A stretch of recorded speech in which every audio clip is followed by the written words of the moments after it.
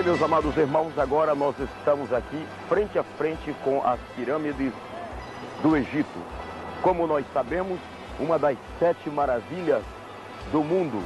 As pirâmides do Egito escondem em si verdadeiros mistérios no que diz respeito à beleza da sua construção. Haja visto que essas pirâmides levaram cerca de 30 anos para serem construídas, com cerca de 100 mil homens trabalhando diariamente. Imagine o que é isto. Nós temos aí o que você pode olhar, cada bloco de pedra desta que forma as pirâmides pode pesar mais de 100 quilos. E é mais curioso dizer a você que, somando estas pirâmides, você encontra aí cerca de 2.500.000 blocos de pedra. Isto é fantástico. Gostaria de lembrar a você que o objetivo e a razão destas pirâmides era exatamente para servir de sepulcro ou de sepultura para os faraós, verdadeiros deuses do Egito. Por falar em faraós, nós podemos relembrar alguns deles, como o que recebeu José, que foi o faraó Pepe II, cerca de 1.700 anos antes de Cristo.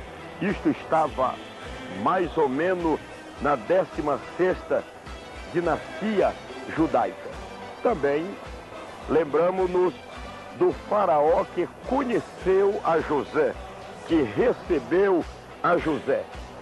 O faraó que recebeu a José já foi aquele que o reconheceu como homem que tinha o espírito dos deuses, na linguagem dele, capacidade ou capacitado para administrar o período de fome do Egito, armazenando o alimento em depósitos que eram cavados, porque era a única maneira de mantê-los conservados e frios até que chegasse aquela época de fome.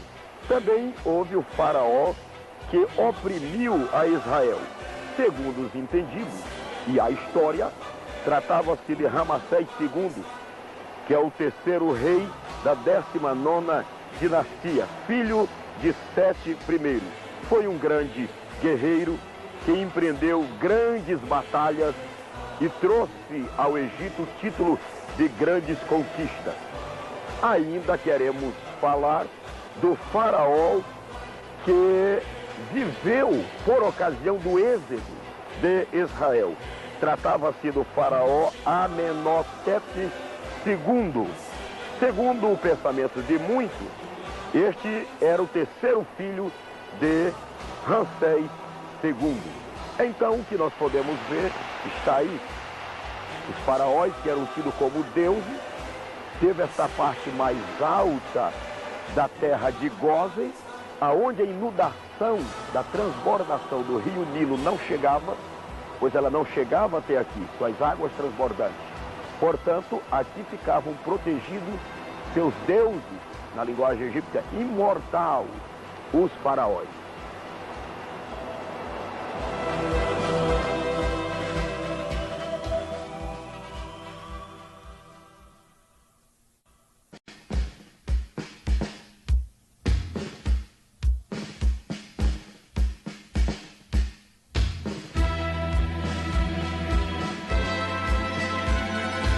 Daqui nós temos uma vista panorâmica e muito perfeita do que quero lhe mostrar e lhe dizer agora. Lá estão as 3 pirâmides e aqui precisamente o que você vê agora é a chamada Terra de Gósen. A Terra de Gósen, o seu nome deriva-se do árabe Guzi, que significa coração, querendo expressar o que disse Faraó a José e ao seu pai Jacó, o melhor da terra do Egito. Na verdade, aqui na terra de Gósen está o melhor da terra do Egito, na produção, no clima, na localidade. De forma que assim como coração é importante para o corpo humano, é a terra de Gósen para toda essa região do Egito. Agora eu quero que vocês entendam que essa região, além de ser a mais fértil do país, ela é excelente para a criação de gado. Isto podemos confirmar à luz de Gênesis, capítulo 40, versículo 34, quando o próprio faraó disse a José: deixe que eles venham e fiquem na terra de Gósen e criem lá os seus gados e prosperem. Gósen, portanto, como vocês estão vendo, está localizado a alguns quilômetros a nordeste do delta do Egito, bem próximo aqui da cidade de Cairo, atual capital do Egito. Ela foi também conhecida como Campo de Zoan, segundo o Salmo 78, versículo 12 e também o versículo 43. Odiernamente, Gósen está assim, mais habitada, alguns prédios, não como os grandes arranha-céu de São Paulo, mas deste nível que vocês podem ver para baixo. De forma que ela não só é importante pela localidade que ela está e por ser a melhor terra do Egito, para nós tem importância porque relembra-nos a terra onde o patriarca Jacó, quando veio ao Egito, sabendo que o seu filho, na época, era praticamente o governador do Egito, ele instalou-se e morou exatamente nessa região que vocês estão a contemplar.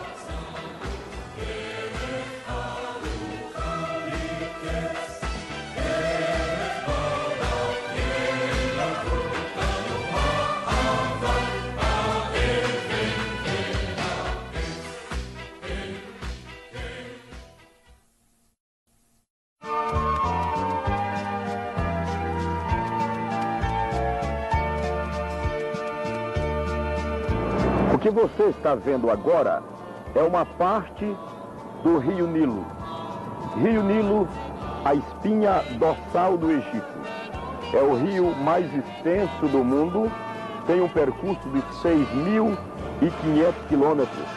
Na língua grega é chamada de Nilo, que vem do latim Nilo. A Bíblia nos apresenta vários nomes para este famoso rio egípcio, como por exemplo, Gênesis capítulo 41, versículo 3, chama de o rio. Já Isaías capítulo 11, versículo 15, é o mar dos egípcios, enquanto que em Isaías capítulo 27, versículo 12, é o rio do Egito. A formação do Nilo é muito importante, muito linda e mostra até um mistério de Deus, um milagre divino, pois o rio Nilo tem a sua nascente no coração da África, nos lagos chamados de Vitória e Tana. O Nilo, propriamente dito, é formado quando o Nilo Azul se encontra com o Nilo Branco entre as cidades Khartoum e Omdurmã, no Sudão. Os países que são sumamente dependentes do Nilo são o Egito e também Uganda, Tanzânia, Ruanda, Etiópia, Zaire. A nascente deste famoso rio do Nilo foi descoberta cerca de 1862 por um analista inglês. O Nilo, ele sofre uma inundação anual, que é proveniente das quedas d'água nas regiões dos grandes lagos equatorial da África e do derretimento das neves do cimo das montanhas das mesmas localidades. As chuvas iniciam-se no mês de junho e se prolongam até setembro, quando o Nilo atinge o seu mais alto nível, e conservam-se estável até o mês de outubro. Depois ele volta ao seu normal. E quando chega já para o mês de setembro, que ele já voltou ao seu normal, naquela parte alagada que tornou-se um pântano, ali já fica preparado para a grande semeadura anual. Não foi sem razão que um grande filósofo egípcio olhava para o grande rio Nilo e dizia: Egito é uma dádiva do Nilo. Por quê? Porque o Egito depende completamente do rio Nilo.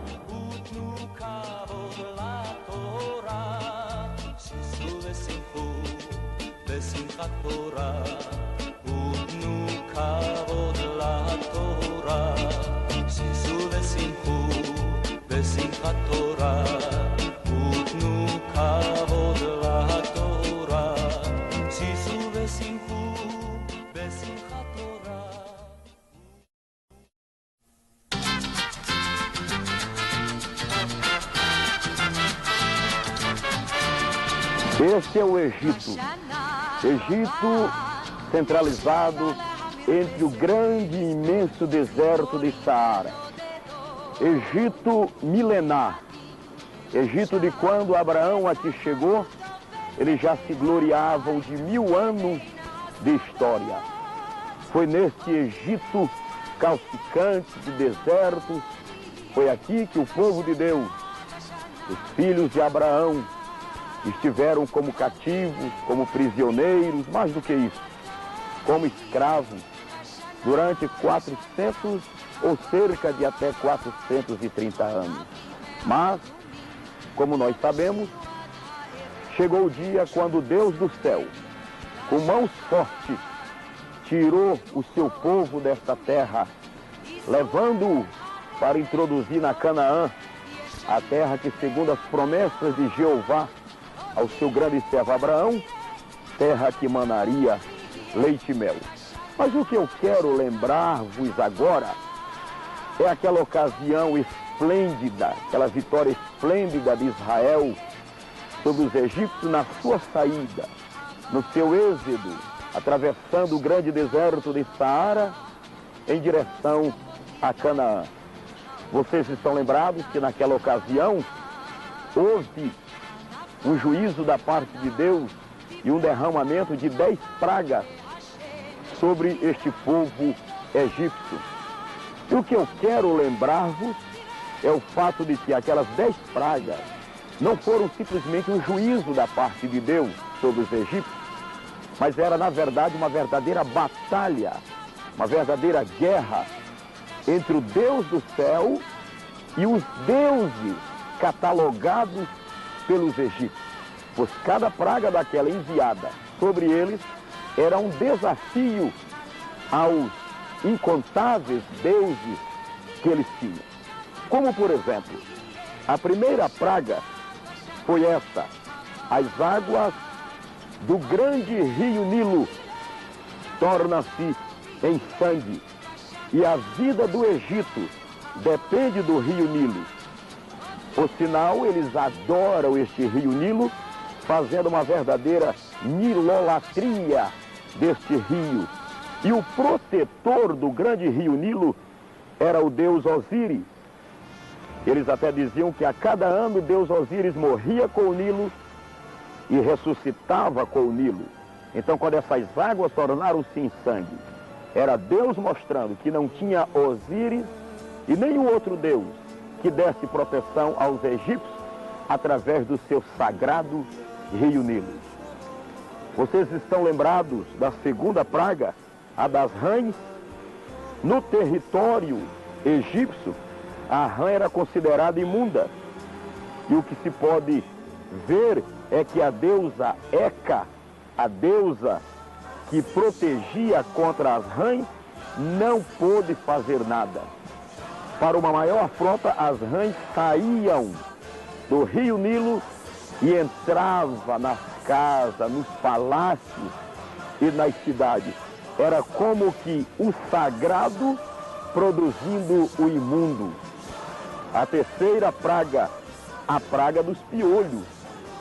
O sacerdote egípcio era rigorosamente examinado antes de adentrar no santuário, porque não podia ser possuidor nem sequer de um piolho.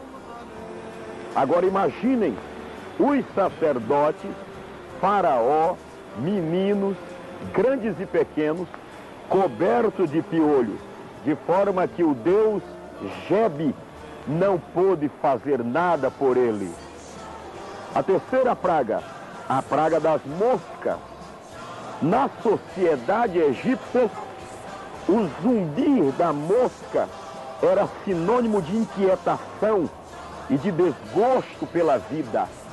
Todavia, o deus Bezebu, que era o deus protetor que deitava as moscas fora, nada pôde fazer. Somente Moisés, em nome do Deus Todo-Poderoso, pôde repreender o enxame de moscas. A quinta praga, que foi a peste nos animais, o gado, boi, serpente e outros animais eram adorados aqui no Egito. E a proteção deles ficava a cargo do deus Apis, que agora estava desacreditado porque os animais estavam morrendo. E o que dizer da sexta praga? A sexta praga foi a praga das úlceras.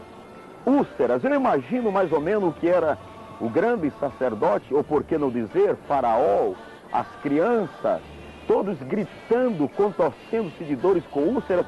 Quando Deus tifou, nada pôde fazer, mostrou-se impotente e não resolveu nada. A sétima praga foi mais terrível, foi mais desafiante ainda, que foi a praga das saraivas. Literalmente, uma chuva de pedras, como que pedras lapidadas, caía sobre todo esse Egito, caía sobre a lavoura, e a lavoura era exatamente o abastecimento dos celeiros, das cozinhas, da despensa egípcia. E quando caiu esta praga, deixou eles sem alimentos e sem alternativa. E o deus Serapis, por sua vez, mostrou-se impotente, porque não pôde impedir a chuva de saraiva. A oitava praga foi a praga dos gafanhotos. Com a presença de gafanhotos espantosos comendo toda a erva verde, agitando o povo, levou o povo a uma certeza de que o desafio, a fome, seria maior ainda. E o que fez o deus Serapis? O deus Serapis ficou envergonhado, se ele existisse, e envergonhando os seus fiéis, os egípcios, porque não pôde repreender sequer um gafanhoto de sobre o Egito.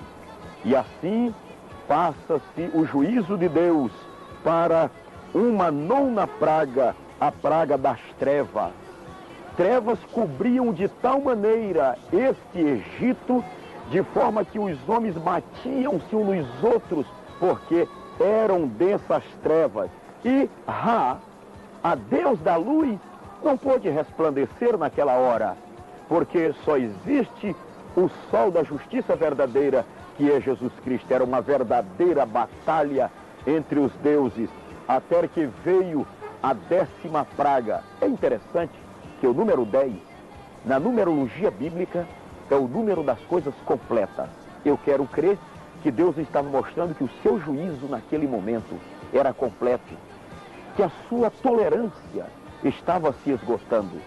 Então veio a 10ª praga, a praga da morte de todos os primogênitos egípcios. Em cada casa egípcia, desde a casa de Faraó até a família mais humilde e mais simples, o primogênito estava morto, dos filhos. E quando nascia um primogênito na casa egípcia, ele era oferecido aos deuses egípcios, pedindo as suas proteções. E aonde estavam eles agora? Somente com a oração de Moisés pôde parar a mortalidade ou a mortandade, porque o Deus do céu colocou um ponto final. Esta foi a grande batalha do Deus do céu contra os deuses minúsculos, fantasia do Egito. Assim Deus tirou o seu povo com mãos fortes desta terra para Canaã celestial.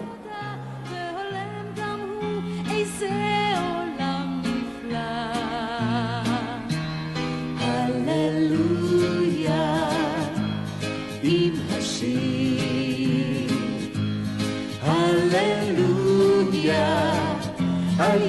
תשמעי, הללויה, על מה שהיה ומה שעוד לא היה, הללויה. הללויה לעולם.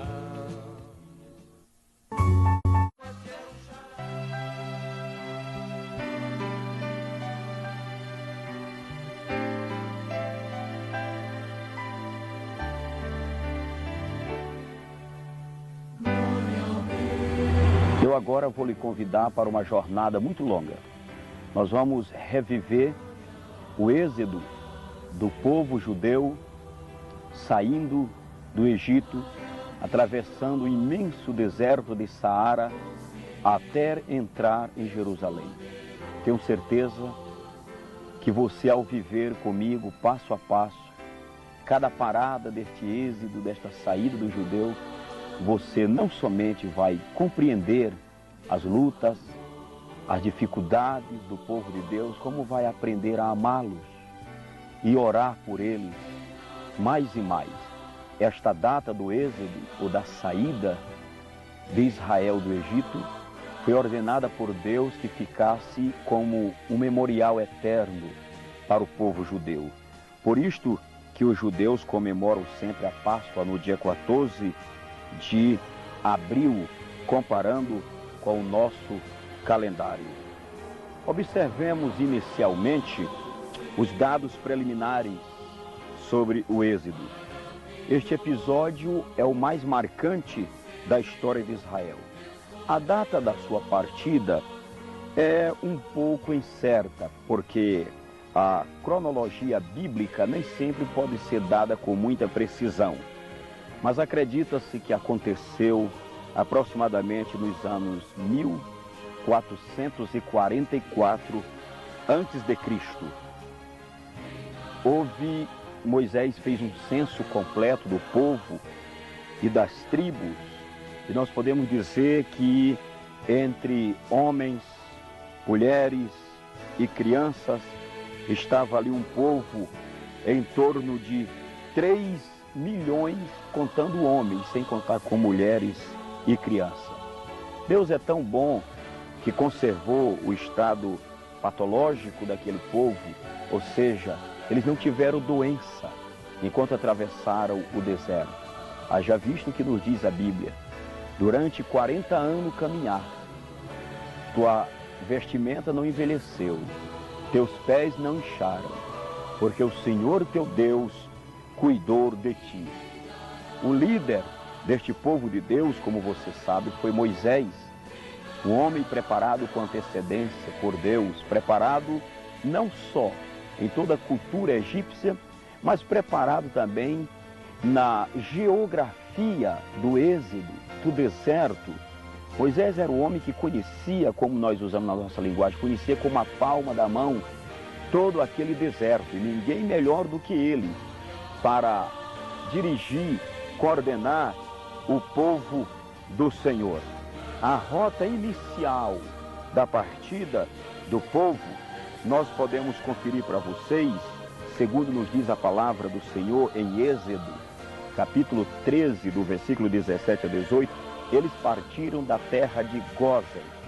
Vocês estão lembrados que a terra de Gósen era o melhor da terra do Egito, aonde Jacó, pai de José, ficou quando veio ao encontro de José.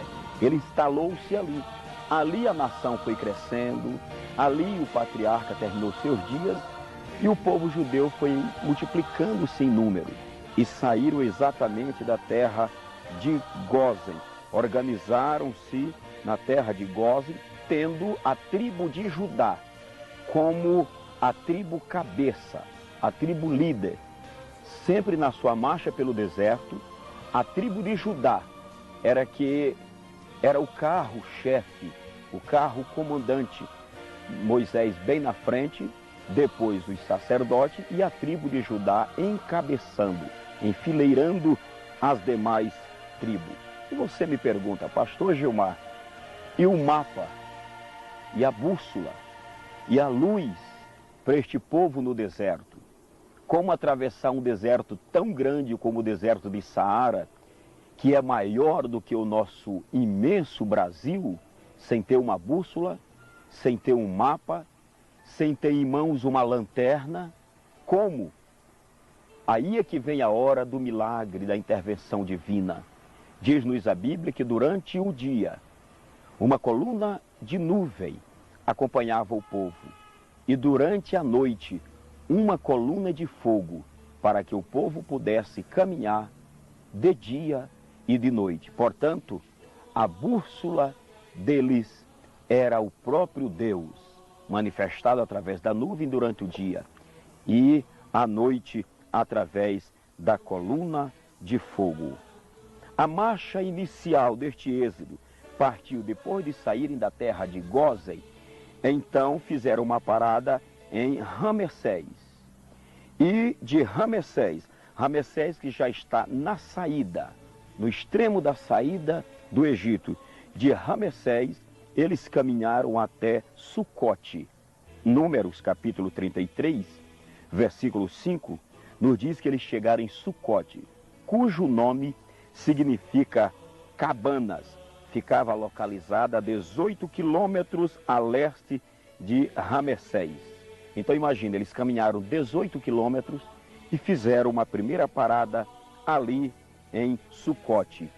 De Sucote, eles caminharam até Etã, conforme nos diz Número, capítulo 33 e versículo 6. Etã, que vem do hebraico que significa limite. Etã, por sua vez, já fazia limite do Egito com o deserto de Saara. Isto significa dizer que era a partir de Etã que eles estavam entrando mesmo no deserto. Até então, se eles olhassem para trás, ainda estavam vendo alguma coisa do Egito. De Etã, eles navegaram até Migdol. Migdol, conforme registra Números, capítulo 33, versículo 7, Migdol, o seu nome significa torre fortificada. Os filhos de Israel, a esta altura, estavam caminhando em direção leste, ou por que não dizer, em direção leste-norte. Se eles continuassem por Migdol, eles iam tomar a direção sul, deixando o Mar Vermelho para um lado e indo em direção sul. Então caminharam, continuaram por Migdol, até que chegaram em Pi-Airote, conforme diz Número 33 e 8. Ali está uma célebre cidade que foi disputada por Pitom e recebeu este nome de Pitom, que em uma época governou o Baixo Egito, porque, abrindo parênteses, o Egito estava dividido entre o Alto Egito e o Baixo Egito, de forma que de Pi-Airote eles começaram a navegar pelo deserto até que caminharam em direção da sua última estação, neste sentido. Aí vem Baal-Zefon, Números 33 e 7, esta foi a próxima etapa. Baal-Zefon, que ficava no extremo leste do delta do Egito, não muito distante do local onde os israelitas se acamparam antes de atravessar o Mar Vermelho. Este Baal-Zefon também é chamado de Baal do Norte. Depois que eles chegaram aí, eles já estavam se preparando para a travessia do Mar Vermelho, ou como é chamado na língua hebraica, do Mar de Caniços, e assim por diante. O Mar Vermelho recebe este nome como origem pelo seguinte, não por causa das suas águas.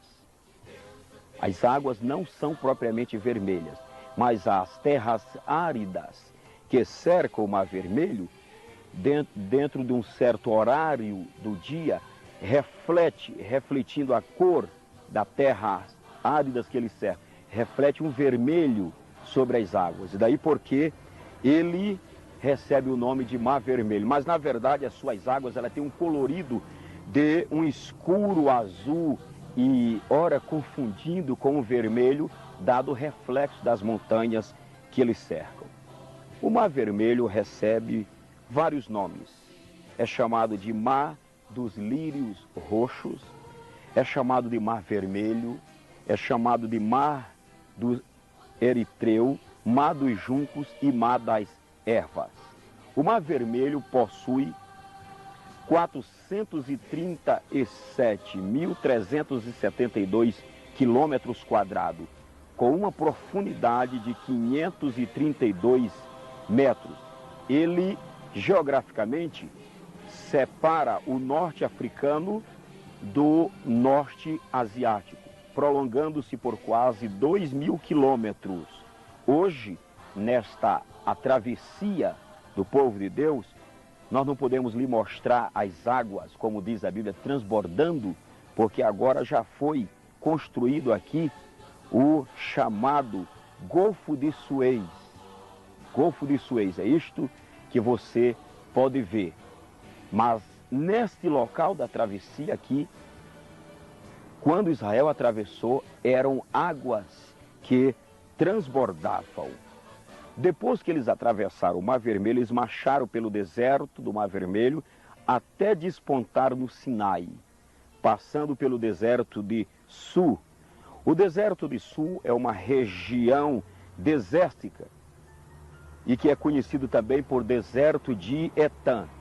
Daí chegaram em Mara, conforme diz Números, capítulo 33, versículo 8. Imaginem, depois de toda esta jornada, ao chegar em Mara, exaustos, cansados, com sede, eles procuravam água. E a única fonte que encontraram ali eram águas amargas. E ali o povo murmurou pela primeira vez. Outras ocasiões eles murmuraram, como nós vamos ver. Mas dado a sequidão, quem sabe ele vendo seus filhos gritando, pai, estou com sede, e até o animal já desfalecendo de sede, a primeira água que encontraram era amargosas. Eles murmuraram, eles desejaram as águas do Nilo e a sede era grande. Mas aí o Senhor disse a Moisés que ele fosse e cortasse um pedaço de madeira. E daquele madeiro ele jogou sobre as águas e ela tornou-se doce, ou no jeito, nas condições do povo beber. Aí o povo começou a entender que o Deus do céu estava com Moisés e passaram a reverenciar mais ao seu líder Moisés. Ainda hoje, os beduínos, esses que vivem nas costas do deserto, eles ainda hoje usam a prática de pegar a casca da madeira, lançar sobre as águas para tirar soda da água e então servir-se destas águas. Muito bem, partindo de Mara, o povo já saciado, beberam bastante, refrigeraram-se, reconheceram a providência divina. De lá marcharam até Elim, diz-nos Número capítulo 33, versículo 9. O nome Elim significa Teberinto, ficava entre Mara e o deserto de Sim. Ali por perto estava uma área de uma distância mais ou menos de uns 10 quilômetros, que também pertencia a este deserto de Sim, muitas das vezes chamado de povoado de Elim. Quando eles aproximaram-se de Elim, chegando a Elim, ali houve outra sede, só é que as águas não eram mais amargas. Ali eles encontraram 12 fontes de água. Ali eu penso que o povo parou, desceu a carga de sobre os animais, desceram suas cargas das costas, sentaram-se, sem determinar a hora de levantar-se. Esse lugar é lindo, como vocês podem ver. Este lugar é por demais lindo. Aqui, neste povoado, aqui já não é propriamente um deserto, mas o povoado de Elim, eles beberam, saciaram e depois depararam-se com uma grande surpresa. Cerca de 70 palmeiras estavam como que recepcionando o descanso deles neste povoado, no meio do deserto, este povoado de Elim. Se vocês me permitem, posso dizer-lhes que essas 12 fontes representam os 12 apóstolos de Jesus Cristo, os primeiros comissionados por Cristo para levar a água da salvação para os sedentos pecadores. E vocês estão lembrados que depois dos 12, Jesus chamou mais 70 e os comissionou e os mandou entrar nas cidades, expulsar os demônios, curar os enfermos e anunciar o reino dos céus. Eles aqui estão sendo representados por estas 70 palmeiras. Então o povo descansou, enxugou o suor, bebeu, reabasteceu seus cântaros de água e prosseguiu a jornada. Então eles, saindo de Elim, foram agora até o deserto de Sim. O deserto de Sim significa pântano. Na língua hebraica, estava entre o Elim e o Sinai. É uma região muito arenosa, mas foi ali no deserto de Sim, nesse deserto arenoso, onde não se via nada. Quando eu digo arenoso para vocês, é porque até as árvores eram poucas. Era um deserto descoberto, destampado, e ali eles sentiram fome. Ali foi a vez da fome. A sede, a experiência da água ficou para trás. Agora foi a fome. Eles voltaram a pensar: quem nos dera estivéssemos no Egito para comer dos pepinos e dos melões do Egito. Nesta nossa viagem por aqui, eu, a minha esposa, meu companheiro, o irmão Elton, nós podemos provar dos melões, dos pepinos do Egito. Não resta dúvida, são apetitosos, são gostosos. E eu dou razão para Israel quando chega naquele deserto. E agora, o que comer? Eu penso que a provisão que eles trouxeram no caminho já havia terminado. E murmuraram de novo. Mas aí o Senhor disse a Moisés: fala ao povo e diga: agora vereis a providência do Senhor. E ali choveu o pão do céu. Foi no deserto de Sim que caiu o maná. E durante toda a jornada de Israel, eles viveram deste maná, deste pão que veio do céu, deste pão que o Senhor providenciou. Lá no livro dos Salmos, quando o salmista já está recordando esta jornada pelo deserto, ele faz uma pergunta assim: poderá o Senhor preparar-nos uma mesa no deserto? O Senhor preparou uma mesa no deserto para Israel. Não somente o maná, mas cordonizes voavam na altura no máximo de 1 metro.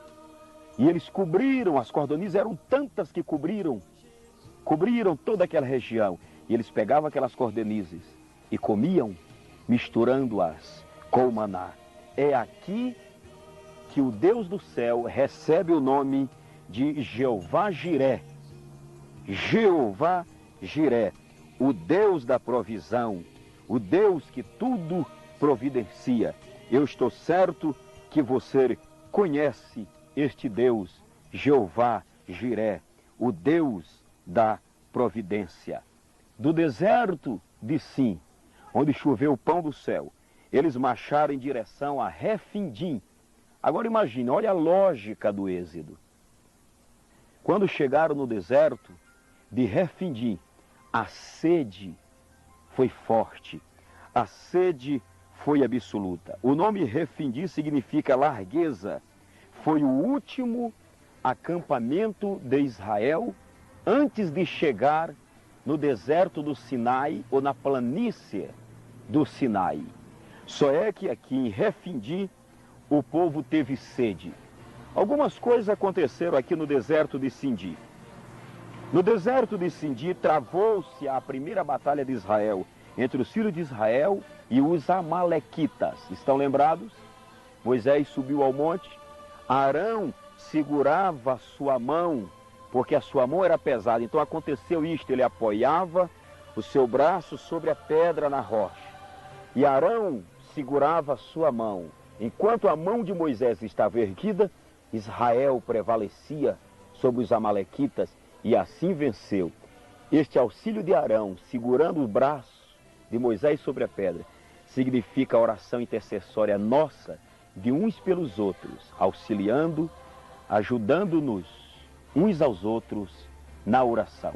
Mas foi ali também, no deserto de Refidim, que o sogro de Moisés, Jetro, foi ao seu encontro e deu-lhe aquele sábio conselho, dizendo: este povo é muito, e tu vais cansar o povo, e tu não darás conta da tarefa. Divide o povo em grupos de 1000, de 100, de 50 e de 10, e escolhe homens sábios, tementes a Deus, e os põe sobre líderes de grupos de 1000, de 100, de 50 e de 10. E os casos mais difíceis eles trarão para ti. E Moisés acatou a oração do seu sogro. Mas o ponto culminante aqui no deserto de Refidim foi a sede. Quando eles tiveram sede, o Senhor disse a Moisés que caminhasse mais um pouco. Aí ele deparou-se com a grande rocha. E ele, ferindo aquela rocha, da rocha saiu água.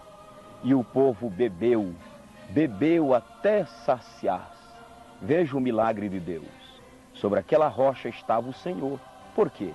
Ali estava Jesus Cristo. Que o Senhor disse: Moisés, vai e fala à rocha, porque eu estarei sobre a rocha. Moisés errou porque feriu a rocha, e era só para falar para a rocha. E quando eu digo para você que o Senhor Jesus estava sobre a rocha, é porque na segunda carta aos Coríntios, capítulo 10, de 1 a 4, diz assim: pois Israel bebeu de uma só água que saiu da rocha, e a água era Cristo, e a rocha era Cristo, porque ele estava presente sobre aquela rocha. Do deserto de Refidim, eles chegaram até a planície do Sinai, ou no deserto de Sinai, como nos diz Êxodo capítulo 33 e versículo 15. Logo que os filhos de Israel demandaram de Refidim, não levou muitos dias, adentraram ao deserto onde estava a milenar planície do Sinai. O Sinai é uma região muito vasta, cheia de pedras. Êxodo capítulo 20 nos dá detalhes maiores. Ali começa a acontecer a segunda etapa mais linda da vida de Israel. Porque a vida de Israel está marcada por 3 grandes acontecimentos: a passagem pelo Mar Vermelho, a entrega da lei no Monte Sinai e a conquista da terra prometida. Nós vamos nos deter aqui a pouco, agora aqui no Sinai, porque Israel acampou-se aqui cerca de 1 ano. Cerca de 1 ano, Israel parou aqui no Monte Sinai. Este imenso Monte Sinai, comparando ele, a sua altura, sem comparar com o nível do mar, ele tem cerca de 1.900 metros de altura. Se pegarmos do nível do mar, ele pode chegar a 3.000 metros. Examine na sua Bíblia e leia Números capítulo 10, versículo 11, que vai dizer que depois de 1 ano, o Senhor deu ordem e Israel levantou-se do deserto do Sinai e marchou agora, continuando em direção a Canaã. Eles marcharam pelo deserto do Sinai até as campinas de Moabe. Pelas campinas de Moabe, eles pararam em Quibrote. Quibrote estava distante 1 dia de viagem, saindo das planícies do Sinai. Este nome Quibrote significa sepulcros da concupiscência. Daí eles marcharam em direção a Azerote. Foi aqui em Azerote que houve um ciúme. Miriam e Arão, influenciado por Miriam, chegaram a pensar assim: por que que só Moisés dita as ordens? Por que que nós temos que obedecer unicamente a Moisés? O Senhor fala conosco também. E diz a Bíblia que Miriam ficou leprosa. E o próprio Moisés, varão paciente, homem de Deus, orou por ela e ela sarou. Desculpe minha franqueza, mas se todos aqueles crentes que murmurassem, falassem mal dos seus irmãos, ficasse leproso, pelo menos dos dedos, já teriam terminado os murmuradores da casa do Senhor e da obra de Deus. Do deserto de Azerote, eles marcharam em direção a Ritma.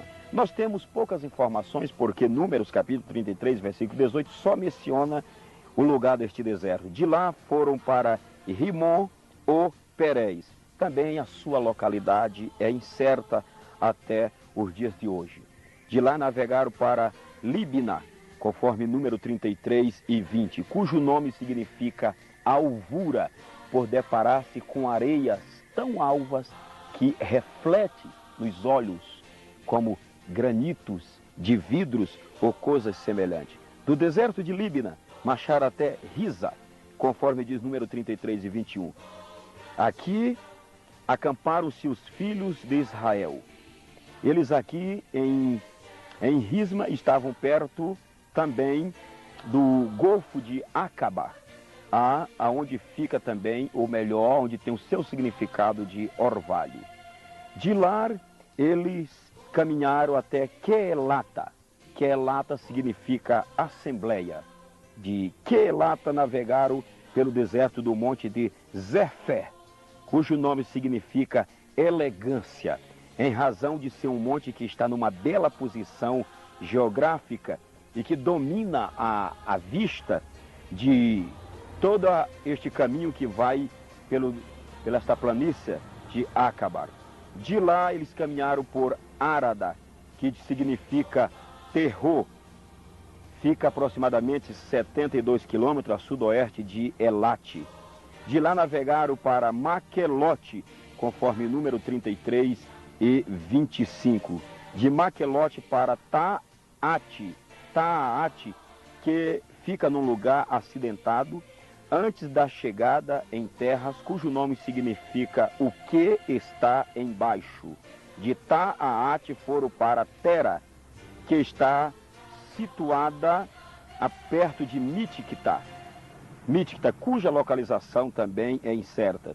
De lá caminharam até o deserto de Moserote, cuja palavra significa Mozerã ou castigo.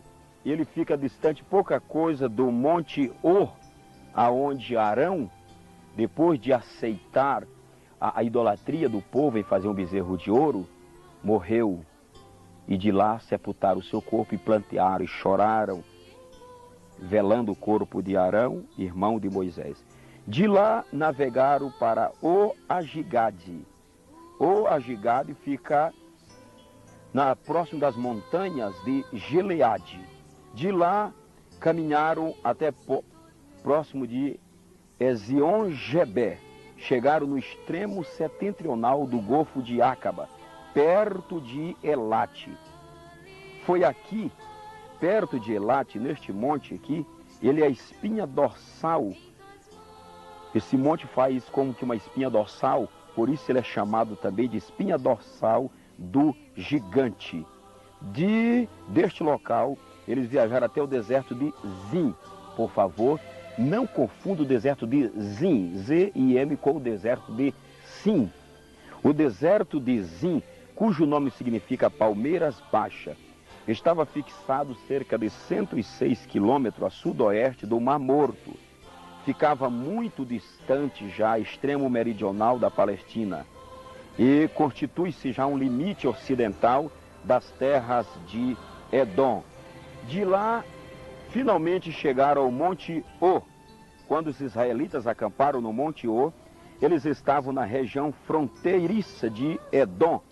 A tradição aponta para a localização exata deste monte, aonde foi feito o sepultamento de Arão.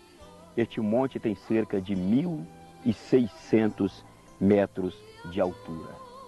Daí eles navegaram para Zalmona, cujo hebraico significa sombrio, devido se encontrar num local mais frio e que faz uma sombra parecido com um acampamento. Por isso o seu nome significa sombrio.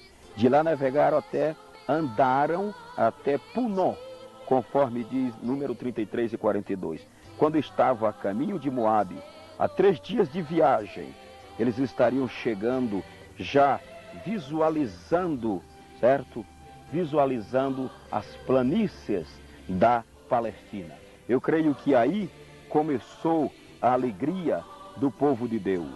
Eu creio que aí começou a se rejuvenescer as suas forças. Eu creio que aí os ânimos se renovaram, porque eles já estavam como que visualizando a terra prometida. Mas de lá ainda caminharam até ao monte chamado Monte de Abarim, que na língua hebraica significa regiões de além. Então eles já haviam deixado a outra região, já estavam visualizando aquela que era além para eles, mas que agora já estava aproximada. Caminhando, mais alguns dias, chegaram defronte do Monte Nebo. Atente bem para isso. Depois leia na sua Bíblia, Números 33 e 47. Nebo significa arauto. É o ponto máximo das montanhas de Abarim. Ficava defronte do local, por eles acampados, por ser uma elevação de 793 metros de altitude. Ficava também defronte de Jericó, ao norte da foz do Jordão, a 15 quilômetros a nordeste do Mar Morto. Hoje ele é chamado de Jebel Neba, em cujo cimo do monte Moisés contemplou a terra e dela se despediu. Chegamos nessa nossa jornada bíblica com o povo de Israel, neste êxodo do Egito. Nós chegamos agora nas Campinas dos Moabitas. Fica na região neotestamentária já. Está cerca de 7,5 quilômetros do Jordão. Jordão está já também ao norte do Mar Morto. Ali os heróis de Jeová iriam acampar cerca de 7,5 quilômetros. Eles estariam deparando-se com o Jordão. Agora atentem bem no que eu quero conferir com vocês. Saíram da terra de Gós, atravessaram o deserto, pararam nas planícies do Sinai, receberam o decálogo, a lei, caminharam, chegaram na planície dos Moabitas, com mais 7,5 quilômetros de caminhada. Para quem já cortou todo este deserto do Saara, estes 7,5 quilômetros parece um palmo sem tirar o segundo pé do lugar. E agora o Senhor diz a Josué, hoje engrandecerei o teu nome diante dos olhos deste povo. E disse, e acontecerá que, assim que os pés dos sacerdotes, daqueles que levam a arca do concerto, tocarem nas águas do Jordão, as águas se abrirão e o povo passará até enxuto. Mais uma vez, Jeová Jiré iu fazer as águas se abrir agora do Jordão, como fez com as águas do Mar Vermelho.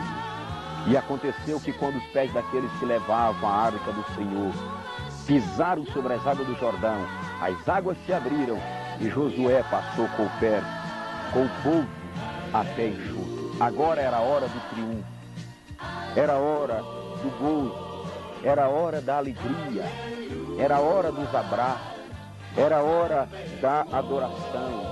Milhares ficaram no deserto, porque no dia da entrega da lei perderam a paciência, fizeram um bezerro de ouro, prostraram-se, adoraram-se. Naquele dia morreram quase 3.000. Muitos ficaram.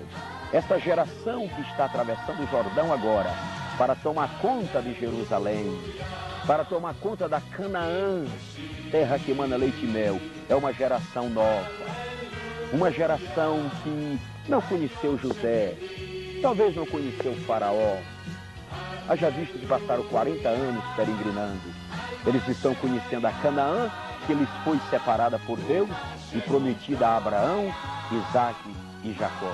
Viva esta Canaã agora com este povo de Deus.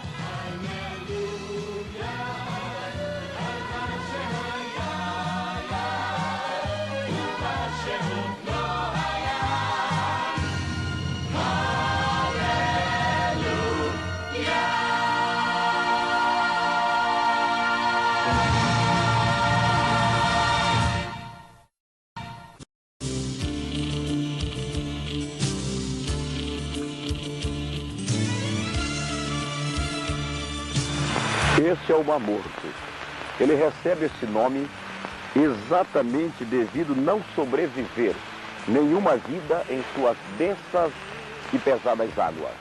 O Mar Morto, ele é muito falado e profetizado nas páginas do Antigo e do Novo Testamento.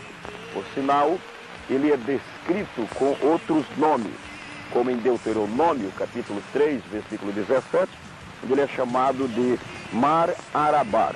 Enquanto que em Ezequiel, capítulo 47, versículos 7, 8, 9 e 10, onde há umas informações maiores sobre este imenso mar, ele é chamado de Mar Oriental. Josué capítulo 3, versículo 16, ele é chamado de Mar do Sal. O nome que bem se identifica com a situação deste mar. Já em Josué 3 e 16, é Mar das Campinas. Fora da Bíblia, ele recebe outros nomes, como Lago do Asfalto. Esse nome recebeu por parte de Flávio Josefo, historiador dos judeus, mas é chamado também de Mar da Palestina. Já no Talmud ele é chamado de Mar de Sodoma, porque nessa planície montanhosa aqui onde está o Mar Morto também existiu Sodoma e Gomorra, que foi destruído por juízo de Deus. Mas é chamado também de Mar de Segor pelos árabes e Mar de Ló pelos árabes, certamente pelo relacionamento que tem com a história de Ló, cuja esposa tornou-se numa barreira de sal, segundo os registros sagrados. Este referido mar, o Mar Morto, ele fica localizado aqui, no norte oriental do Mar Vermelho, e nós estamos precisamente ao sul da Palestina. A região do Mar Morto é a mais rica do mundo. Aqui há riqueza incontável de minerais. Daqui a pouco você pode ver na nossa continuidade de jornada como muitas usinas para explorar o minério já estão sendo instaladas aqui na superfície e na beira-praia do Mar Morto. O Mar Morto, ele tende ao norte, ou está distante do Mar da Galileia, cerca de 117 quilômetros. Este Mar Morto, ele tem o seguinte tamanho: ele tem 76 quilômetros de comprimento, 17 quilômetros de largura, ele tem 401 metros de profundidade, mas como ele tem cerca de 33% de salinidade, imagine 33%, naturalmente os mares têm 5% de sal, ou de salinidade, mas o Mar Morto tem 33%. Este é o segredo de que você pode banhar nele, não importando o seu peso, você não afunda. Você fica literalmente flutuando, semelhante a uma boia de banho, dado a grande quantidade de sal existente aqui no Mar Morto. Eu ainda quero dizer a vocês que o Mar Morto é o mais profundo do globo, segundo a sua posição geográfica. A diferença de nível aqui do Mar Morto para a diferença das montanhas, ele está numa profundidade muito grande. De forma que este Mar Morto que você está vendo aqui, literalmente, diz-nos a Bíblia, em Ezequiel capítulo 47, que no milênio, quando o Senhor Jesus, no final da grande tribulação, descer no Monte das Oliveiras para salvar Israel da grande guerra do Armagedon, o monte se fenderá, nascerá um rio de lá que vai desembarcar, jogar as suas águas sobre o Mar Morto e sararão as suas águas.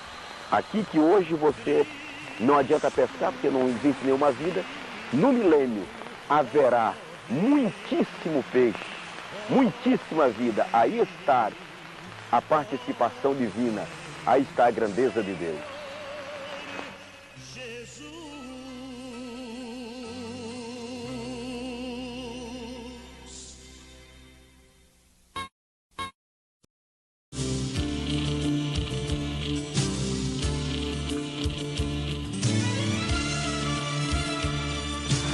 Esse é o Mar Morto.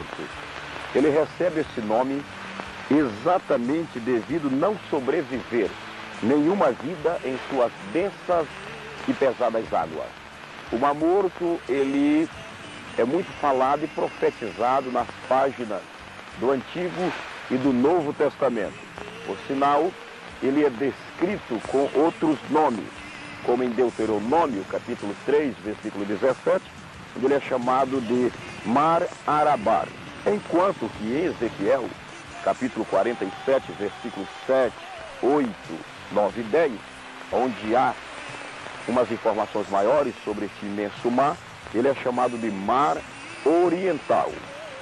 Josué capítulo 3, versículo 16, ele é chamado de Mar do Sal, o nome que bem se identifica com a situação deste mar. Já em Josué 3 e 16, é Mar das Campinas.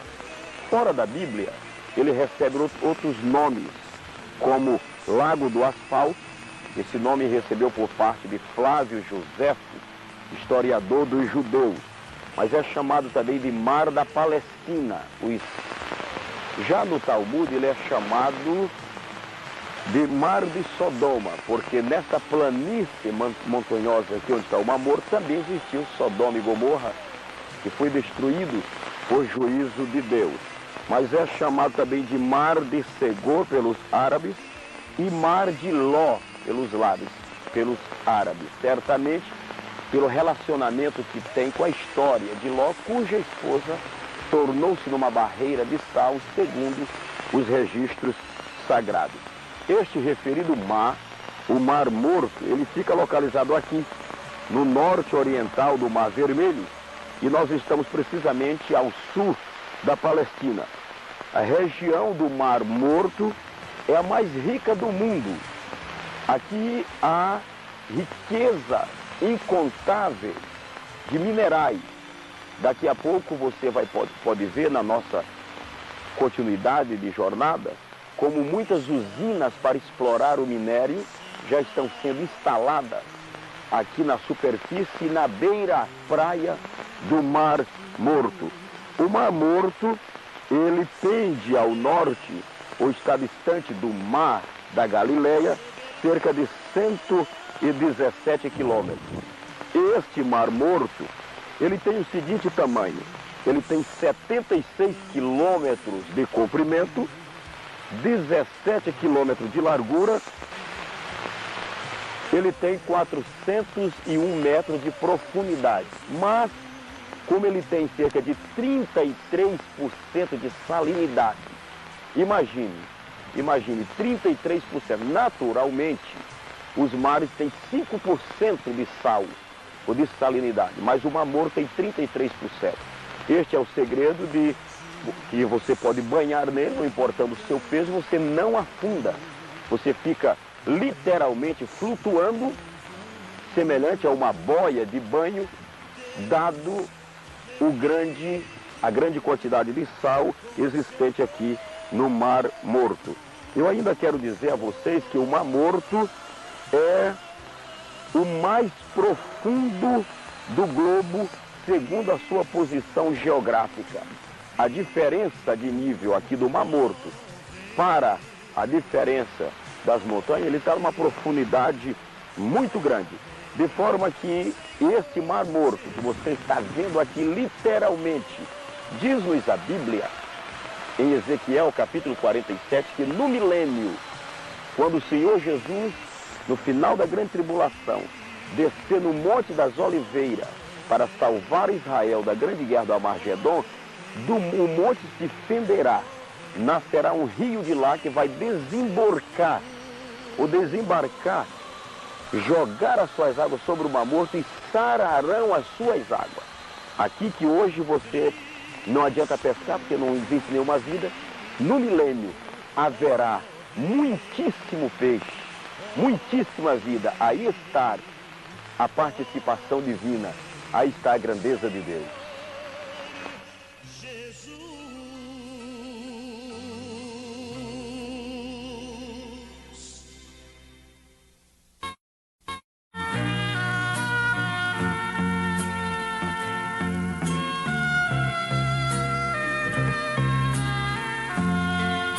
Este é o Rio Jordão. O Rio Jordão ele está muito associado à beleza da história do batismo de Jesus por João Batista. Mas o Jordão traz, através das páginas da Bíblia, algo que completa esta sua importância e utilidade para nós.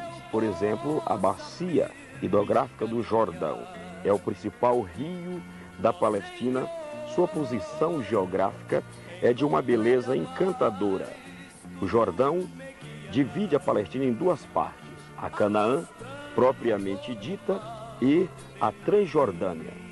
O Jordão, por sua vez, tem três nascentes: a nascente oriental, a nascente central e a nascente ocidental.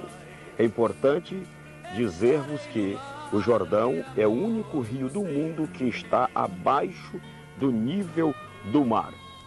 Mas vale a pena dizer e lembrar os amados irmãos que o Jordão tem uma história que corre através do ano e dos seus leitos, que é os seus acontecimentos, ou o que aconteceu às margens ou sobre o leito do Jordão.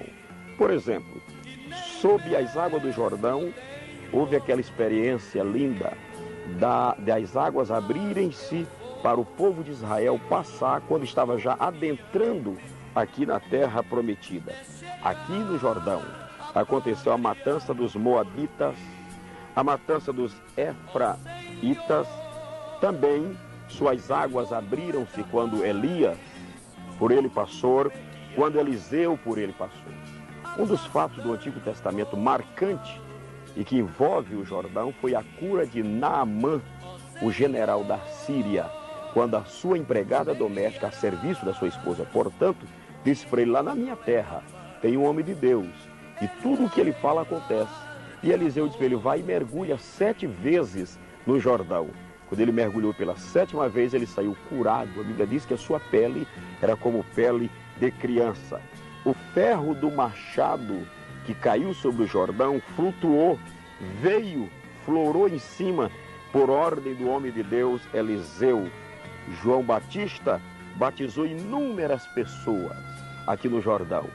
Dentre elas, o Santo Filho de Deus, Jesus Cristo, batizado aqui no Rio Jordão.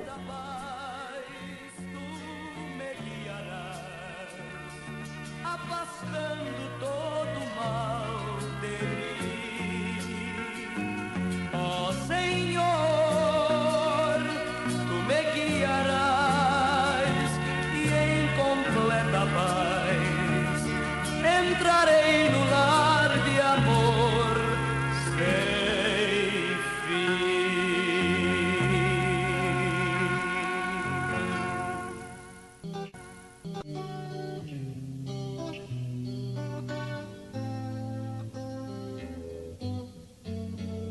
Nós estamos na entrada de Cafarnaum, ao lado do grande mar da Galileia. Cafarnaum foi onde Jesus Cristo centralizou a maior parte do seu ministério. Cerca de 2 anos ele desempenhou o seu ministério aqui em Cafarnaum. De forma que aqui você vai poder nos acompanhar e nós vamos conferir os lugares que foram palco do ministério de Cristo, dos milagres, dos sermões, dos eternos ensinamentos do Senhor. Portanto, esta é a entrada de Cafarnaum.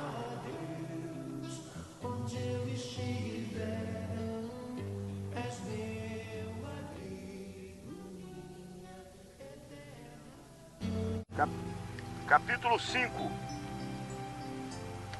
Assim nos diz a palavra a partir do versículo 1.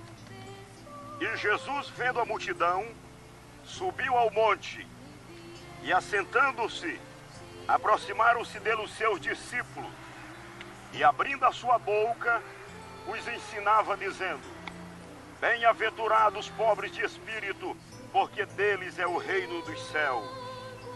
Bem-aventurados que choram, porque eles serão consolados. Bem-aventurados mansos, porque eles herdarão a terra.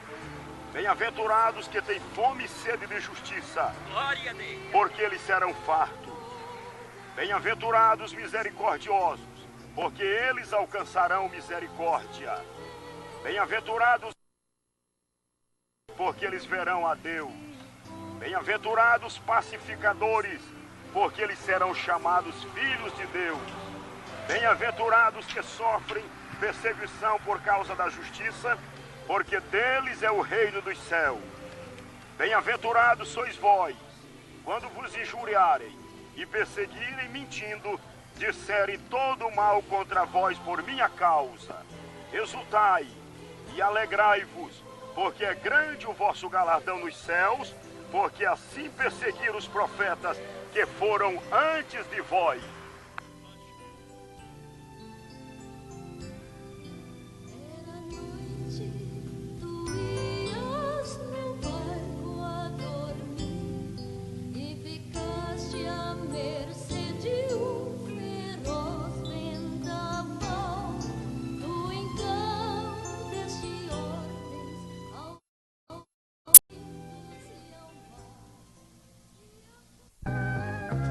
Nós estamos no Mar da Galileia, a maior fonte de águas de Israel. Ao meu lado está o senhor Maurício, judeu e nosso guia turístico, nosso mestre na cultura hebraica neste nosso documentário. O Mar da Galileia, ele tem outros nomes, como o Mar de Quinerete, que significa Quinor, significando cítara, Mar da Galileia, significa círculo, Lago de Genazaré, que significa jardim do príncipe, e Mar de Tibérias, em honra a Tibério. Vale a pena dizer a vocês que, apesar de chamarmos, e de no contexto bíblico, este grande lago receber o nome de mar, mas as suas águas são doces. Dada a sua dimensão, ele é chamado de mar. O Mar da Galileia está com precisamente 200 metros abaixo do nível do mar ocidental.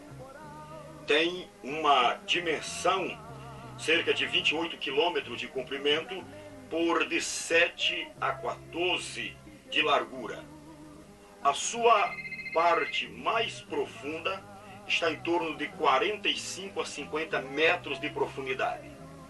Todavia, há locais dele onde a profundidade não passa de 4 a 5 metros de profundidade.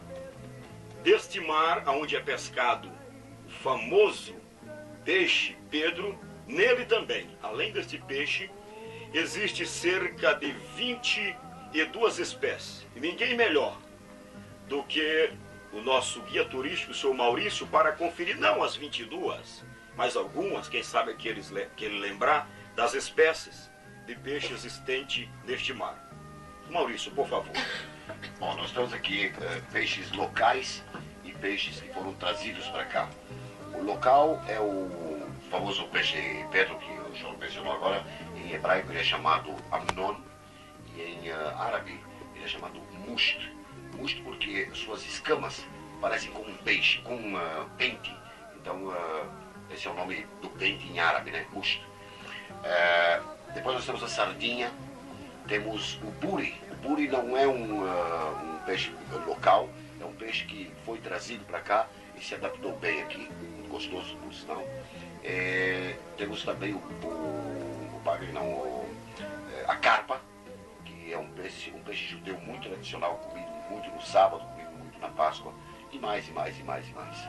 Aí está, portanto, uma lista, mais ou menos, das espécies aqui existentes. Mas o mais vibrante, quando nós falamos do Mar da Galileia, não é somente conferirmos as suas dimensões, profundidades, mas sabermos, à luz da Bíblia, o que aconteceu aqui no desenrolar do ministério de Jesus Cristo.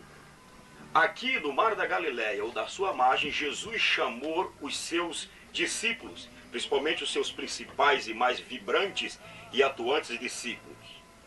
Aqui do Mar da Galileia, uma certa ocasião, o Senhor Jesus mostrou que ele entende de pescaria também.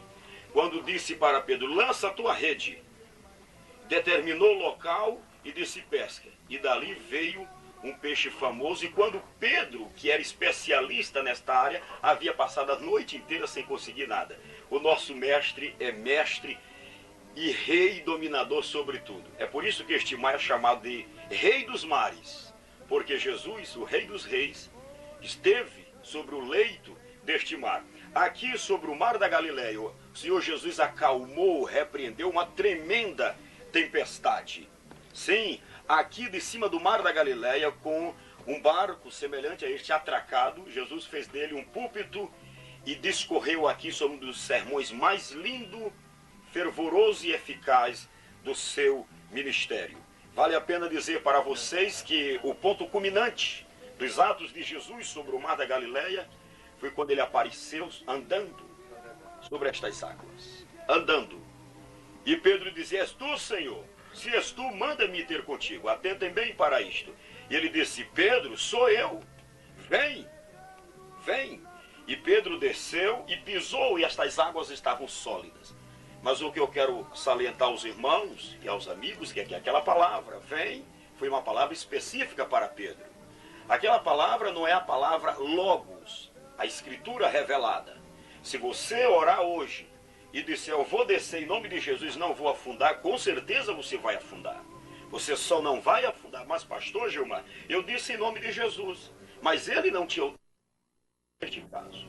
Pedro desceu porque recebeu uma palavra específica fora do logos, que é a revelação das escrituras. Ele recebeu uma palavra específica: Pedro, vem. Naquele momento, se outro discípulo descesse, talvez afundasse. Porque o Senhor disse: Pedro, vem. Nós poderíamos fazer isso com sucesso, se nas nossas orações o Senhor dissesse: Gilmar, pode fazer. Aí eu estava com uma palavra específica do Senhor para fazer. Aí a diferença entre o logos, que é a palavra revelada, que é as escrituras, e uma palavra específica do Senhor. Portanto, este é o mar da Galileia, que encerra em si preciosas lições e traz-nos à memória o eterno ministério de Jesus Cristo.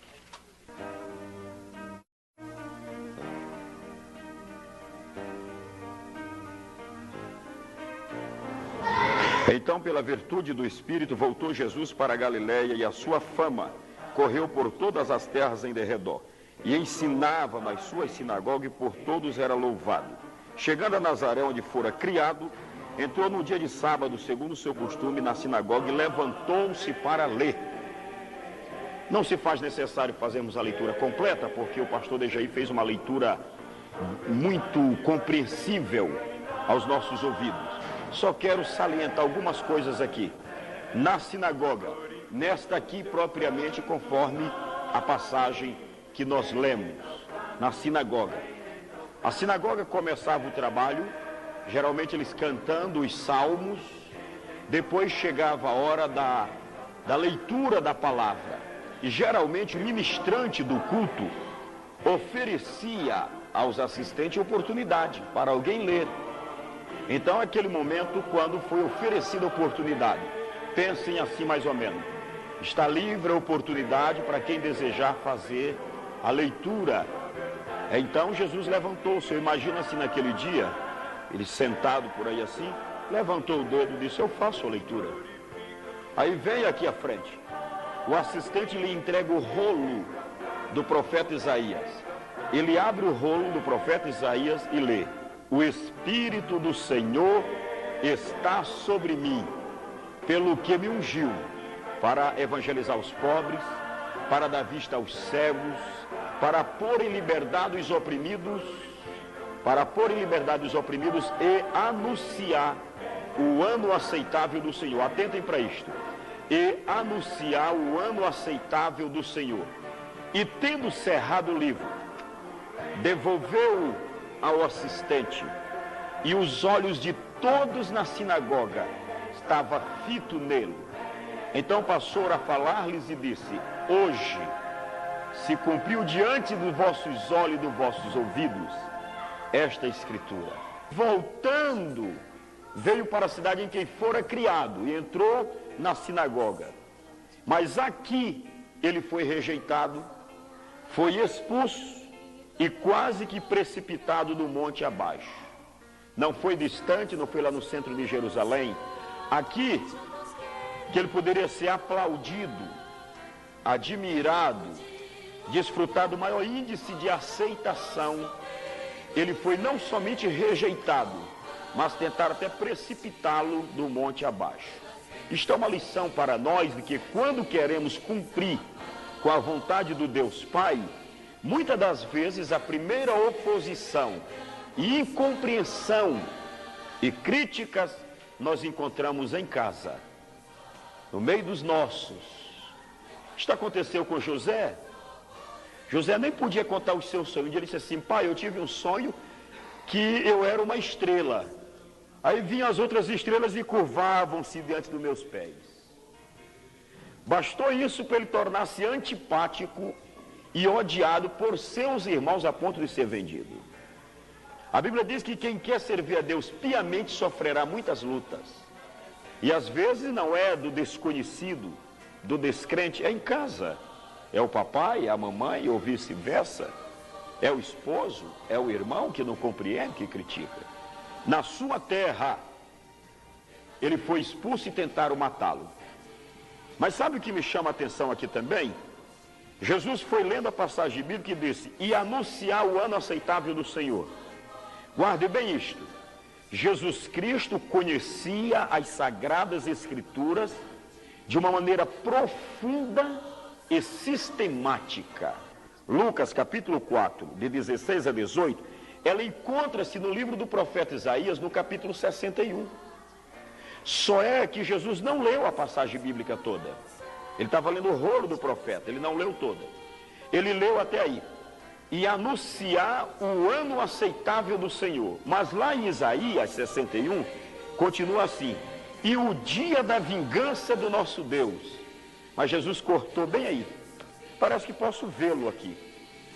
Ele leu e disse assim: e anunciar o ano aceitável do Senhor. O ano aceitável no Antigo Testamento era o ano do jubileu, o ano da liberdade, o ano que era proclamado liberdade. Ele disse, lendo o livro do profeta Isaías: e anunciar o ano aceitável do Senhor. Aí não leu, e o dia da vingança, aí guardou, devolveu, e disse: hoje se cumpriu essas escrituras. Só leu até onde estava se cumprindo. Ele conhecia a Bíblia no seu tempo, a profecia no seu tempo. Se ele passasse dali e dissesse: hoje se cumpriu essas escrituras, o rabino dizia: senta, Nazareno, porque tu não conheces a escritura. Como é que está se cumprindo o juízo hoje? Ele leu até no ano aceitável e parou. Disse: hoje está se cumprindo esta profecia. Agora, o dia do juízo está para vir ainda. Então, com estas palavras, eu deixo um incentivo a todos que aqui estão. Dediquemo-nos ao estudo profundo, sistemático, temático, doutrinário e exegético das Sagradas Escrituras. E assim, estas Escrituras cumprir-se-á cada dia diante de nossos olhos, ouvidos e na nossa vida. Amém.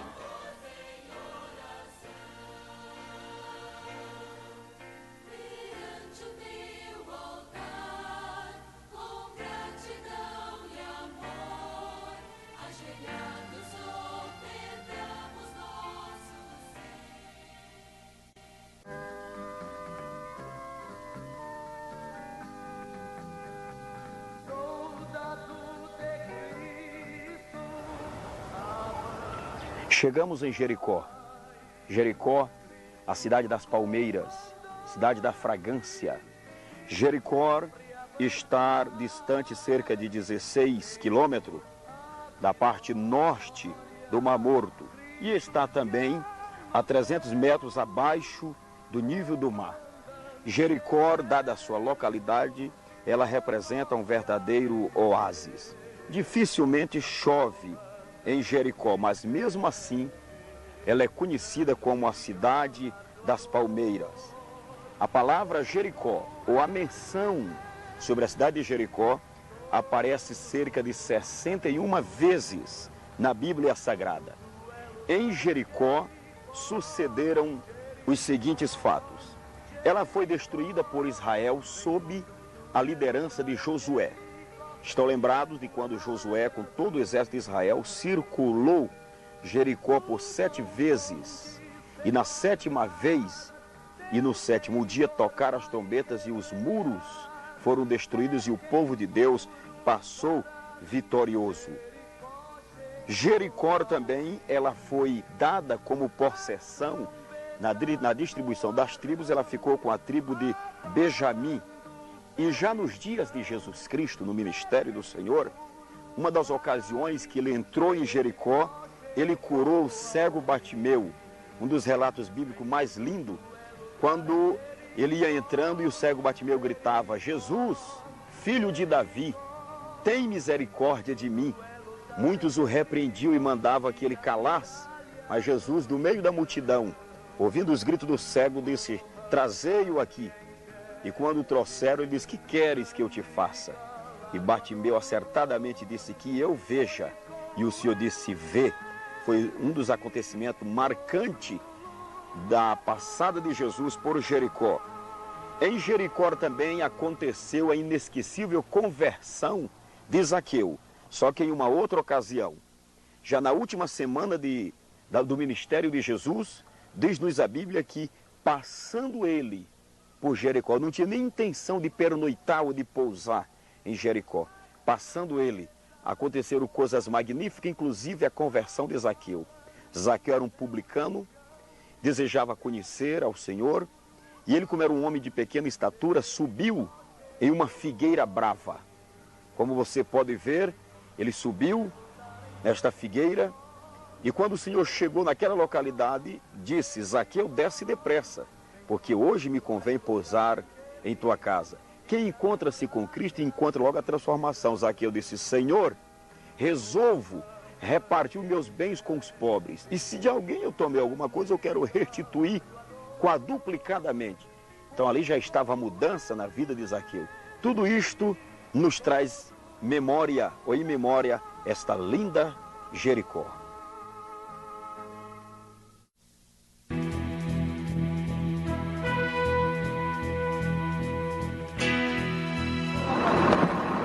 Este é o Monte da Tentação. Segundo Mateus, capítulo 4 e os outros evangelhos, foi exatamente o monte onde Jesus jejuou 40 dias e 40 noites e foi tentado pelo diabo. Onde vocês verem ali uma construção, um mosteiro, onde monges do passado vinham para se consagrar, para buscar a Deus. Mas o mosteiro propriamente dito era usado para pesquisa e para o estudo.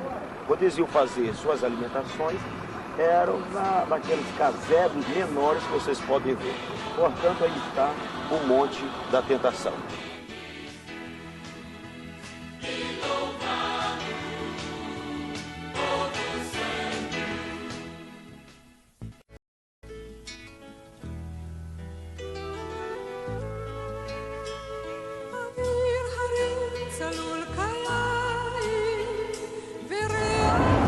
Nós estamos em frente à antiga Jerusalém ou a Jerusalém Velha. Aqui estão seus muros com milênio de anos de história e ali precisamente a porta de Damasco ou a saída para Damasco. Por ela passa a via dolorosa que dá acesso ao Calvário. Portanto, por aqui e mais lá de dentro começou o trajeto penoso e sacrificial de Cristo rumo ao Calvário. Jerusalém, o seu nome significa lugar de paz, de habitação segura. Entre as cidades do mundo é a mais famosa. Os jebuseus foram os antigos e primitivos moradores de Jerusalém, antes dela ser conquistada por Josué. A palavra Jerusalém aparece cerca de 796 vezes na Bíblia. Não somente este nome é aplicado a Jerusalém, mas na Bíblia Sagrada, do Gênesis ao Apocalipse, ela é conhecida, identificada com vários nomes. Como, por exemplo, em Isaías capítulo 29, versículo 1, ela é chamada de Ariel. Em Gênesis 14 e 18 é chamada de Salém, ou Terra da Paz. Em Josué 18 e 28 é chamada de Jebus. Em 2 Samuel 5 e 7 é Cidade de Davi. Este é o nome ou o título desta cidade mais enfatizado, mais aceito depois de Jerusalém. Mais aceito pelos judeus é esta Cidade de Davi, porque foi Davi quem primeiro conquistou a localidade e a cidade de Jerusalém para o povo judeu na época que ele foi rei de Israel. Ela é chamada nos Salmos, no Salmo 46, versículo 4, de a cidade de Deus. No Salmo 48, versículo 2, é a cidade do grande rei, a cidade do grande rei. Em 2 Crônicas 25 e 28 é a cidade de Judá. Em Isaías 1 e 26 é a cidade de justiça. Em Isaías 26 e 12 é cidade inesquecível. Em Daniel 9 e 16 é Monte Santo. É por isto que Daniel, quando orava, ele fechava o seu quarto, mas abria a janela em direção a Jerusalém, o Monte Santo, e adorava ao Senhor. Ele fazia isto lá de Babilônia. Ele procurava a direção de Jerusalém e orava em direção ao Monte Santo. Em Lamentações de Jeremias, capítulo 2, versículo 15, ela é chamada de perfeição e de formosura. Assim, o seu nome mais conhecido é Jerusalém. A Bíblia menciona, atentai-vos bem para isto, cerca de 26 portas na cidade de Jerusalém, das quais as principais são estas: a de Damasco, esta que você está presenciando, depois vem a porta de Jafa, a porta de Herodes, a porta de Santo Estevão, a porta dourada, a porta dos cavalos, a porta do vale e a porta do monturo, ou seja, a porta do lixo. Deleite-se com esta visão da cidade santa.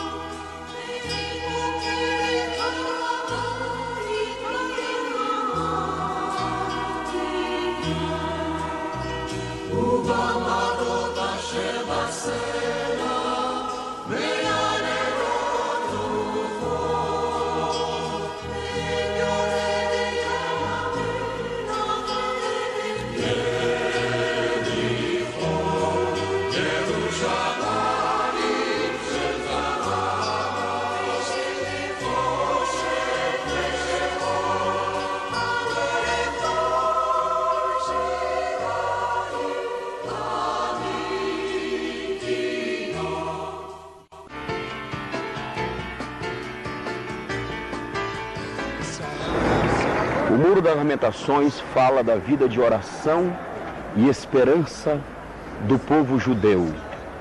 O povo judeu viveu uma vida religiosa e devocional que podemos distribuí-las assim. Eles viveram de tenda, tabernáculo e templo.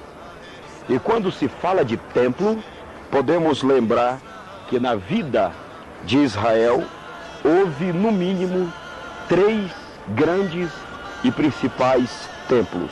O Templo de Salomão, o majestoso Templo de Salomão, que a Bíblia em 2 Crônicas registra a beleza, a majestade daquele templo. Estão lembrados que no dia da sua inauguração a glória do Senhor entrou naquele templo de tal maneira que nem Salomão, nem a tribo de Levi, nem os sacerdotes podiam ministrar. Mas aquele templo foi destruído.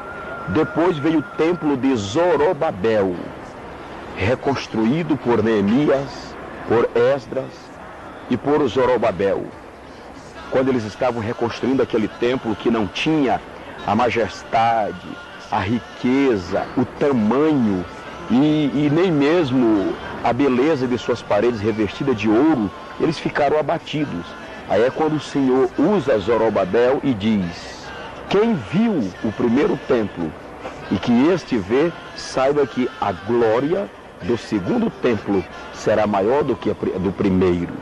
Mas o templo de Zorobabel também foi destruído. Depois foi construído o templo de Herodes, mandando restaurar o que sobrou do templo de Zorobabel e fez um majestoso templo chamado Templo de Herodes. Foi este templo de Herodes que foi destruído nos anos 70 depois de Cristo, quando O general Tito, general de Roma, cercou Jerusalém, saqueou Jerusalém, ela foi destruída. E o que sobrou deste terceiro e último templo é exatamente aquele muro, chamado de o Muro Oriental ou o Muro das Lamentações. Por que Muro das Lamentações? Porque desde aqueles longos anos, os judeus, sabendo que a única coisa que lhe restou do seu majestoso templo foi aquele muro. Vocês podem ver a quantidade deles que ali estão. Ali eles choram, lamentam, pedindo o seu novo templo. Ali são deixados pedidos de oração. E há uma profecia bíblica que apoia a oração de um judeu daqueles. O livro de Ezequiel fala da restauração do templo, que será o quarto e último na história de Israel, quando o templo será restaurado, reconstruído e o culto nacional de Israel será reativado também. Portanto, atentem bem para aqueles judeus orando na esperança de que qualquer dia desse o Messias apareça e lhes dê um novo templo.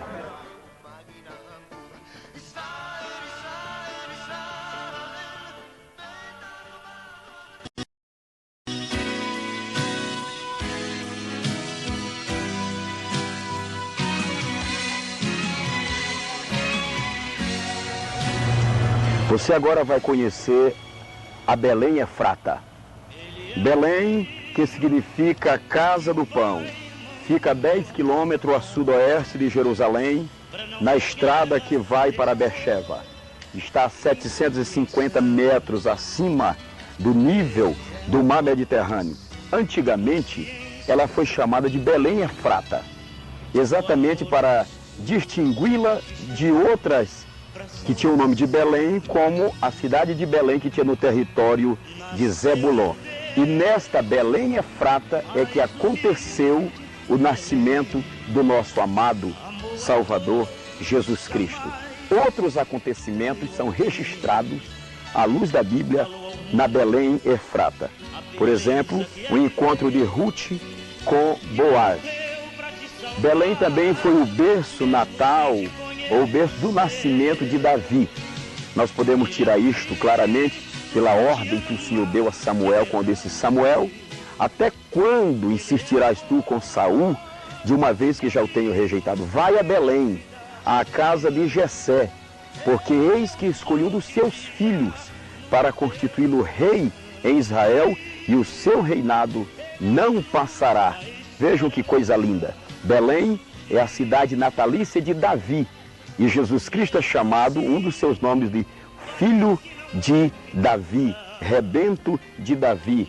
Podemos enfatizar ainda para você que aqui foi o glorioso, majestoso nascimento do Senhor Jesus Cristo. Mas ligado a isto está o triste quadro da matança dos inocentes, quando Herodes mandou matar todas as crianças do contorno de 2 anos para baixo. Aí ouvia-se como o choro da Belém Efrata. Ele é a luz da esperança que surgiu.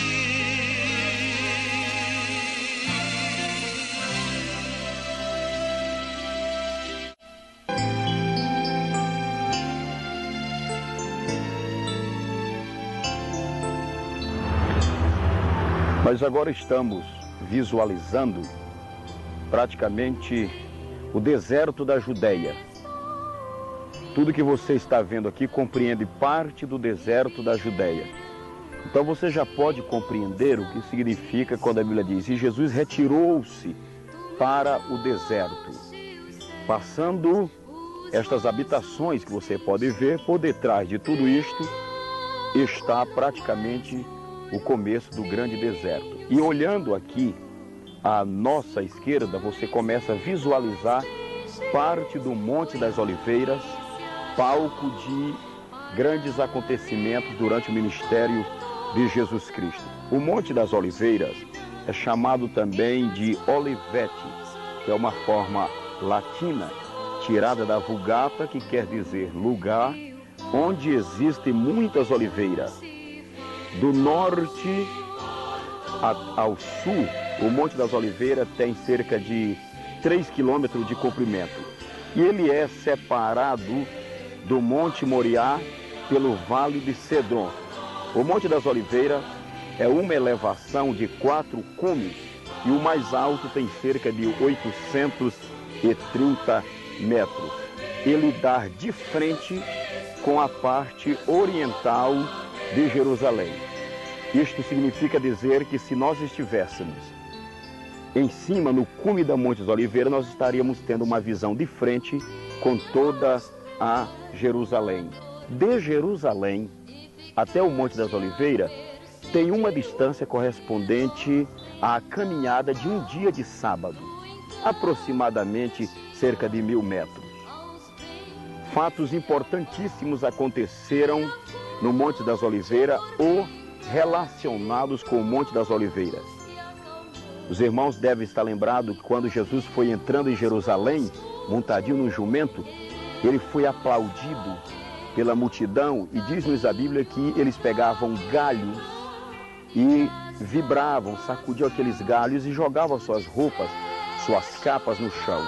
Os galhos com os quais eles aclamaram a Jesus Cristo foram cortados daquelas oliveiras ou das que estão no Monte das Oliveiras, porque foi por onde Jesus passou, entrando em Jerusalém pelo lado oriental.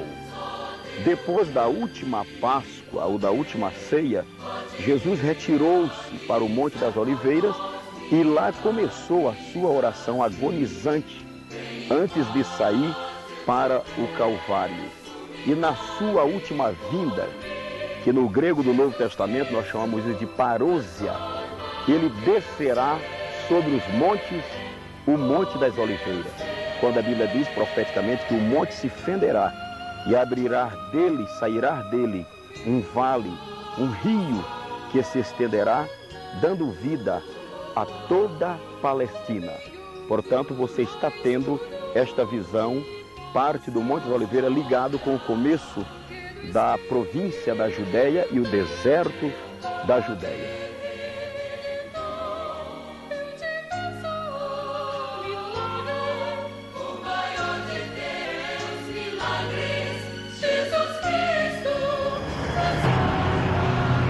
E vale a pena ainda lhe lembrar que na parte ocidental do propriamente Monte das Oliveiras está o tradicional sítio do Getsemane, como chama o judeu.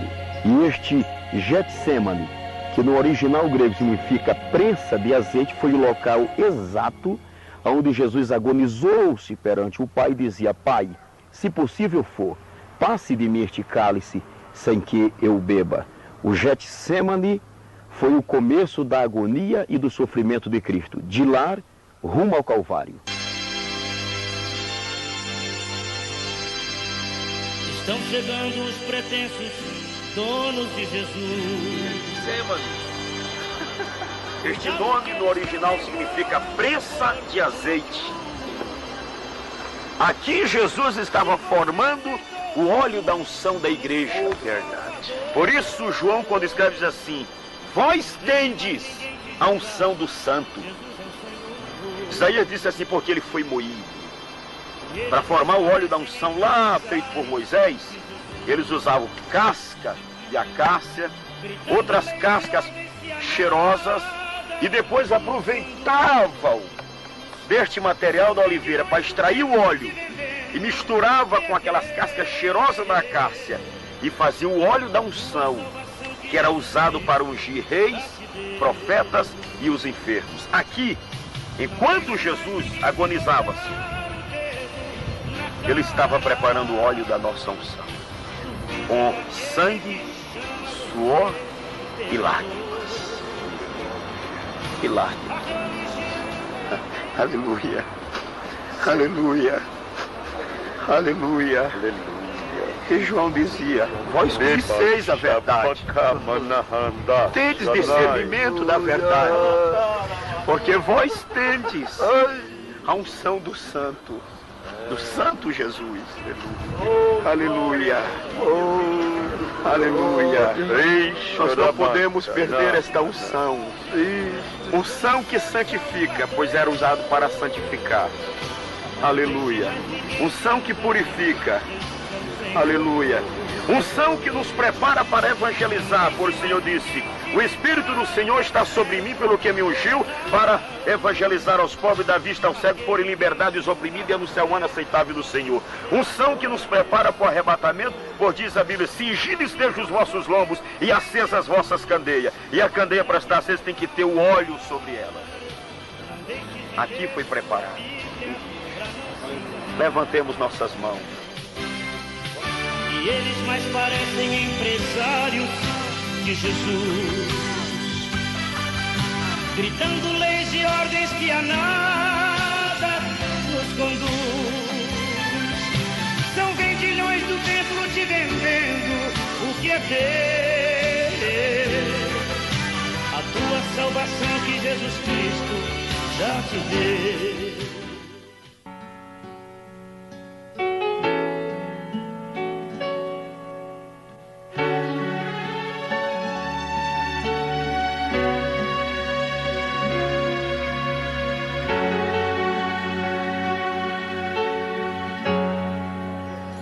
Esta é a via dolorosa, nós estamos nela.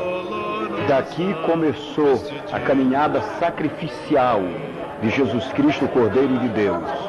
Daqui ele começou a sua marcha rumo ao Calvário. Como nós lembramos, o Calvário significa o monte da morte de Cristo, que também recebe o nome de Monte Caveira. Monte Caveira porque quando ele é olhado de um certo aspecto, ele tem a aparência de um crânio humano. Aqui na Via Dolorosa, ele foi saindo carregando a sua cruz. Mas quando nós falamos de cruz, lembremos-nos que existiu 3 tipos de cruzes. A cruz chamada Cruz de Santo André. Também existia a cruz chamada Cruz em Nissa. Ela tinha o formato de uma espada romana.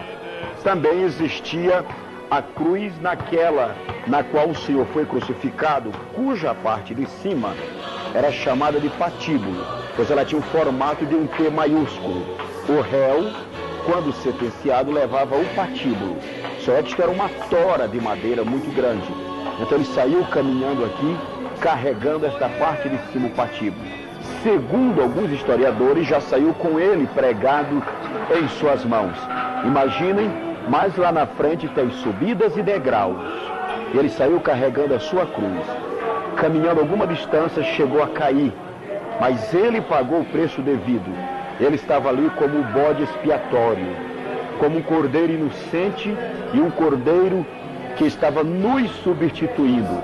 Portanto, vejo por onde trilhou o nosso mestre nos últimos dias do seu ministério.